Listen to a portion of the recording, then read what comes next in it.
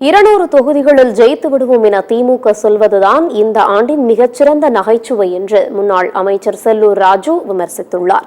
மதுரை மேற்கு சட்டமன்ற தொகுதிக்கு உட்பட்ட பள்ளியில் முன்னாள் அமைச்சர் செல்லூர் ராஜு தலைமையில் இலவச மருத்துவ சிகிச்சை முகாம் நடைபெற்றது. பின்னர் செய்தியாளர்களை சந்தித்த அவர், திமுக அரசியல் மக்கள் நம்பிக்கையை இழந்து வருகிறார்கள் என்று கூறினார்.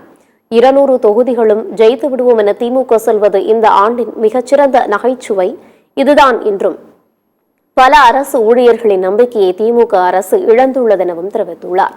மேலும் விஜய் சொன்னது 100க்கு 100 உண்மை என்றும், திருமாவளவனுக்கு யாரும் நெருக்கடியை கொடுக்க முடியாது, மற்றவர்கள் பேசுவார்கள் என்றும் அடக்கி வாசிக்கிறார்கள் எனவும் விமர்சித்துள்ளார்.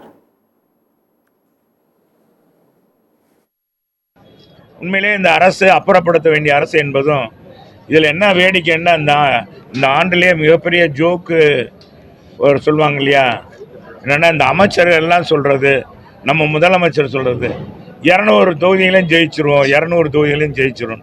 இதுதான் இந்த ஆண்டினுடைய மிகப்பெரிய நகைச்சுவையாக உரியதாக இருக்கிறது. விஜய் சொன்னது 100க்கு 100 உண்மை. கூட்டணி கட்சியினுடைய நெருக்கடியினால தான் அவர் இந்த மாதிரி விலகி இருக்கிறாருடைய. ஆனால் சகோதரரை பொறுத்தளவுக்கு, திருமாவளவனை பொறுத்தளவுக்கு சந்தர்ப்பத்தை பார்க்கிறார். அவரை யாருமே ஒரு நெருக்கடி கொடுக்க முடியாது. இருந்த போதிலும் மற்றவர்கள் சொல்லுகிறார்களே என்பதற்காக அவர் அடக்கி வாசிக்கிறார் என்றுதான் நான் கருதுகிறேன்.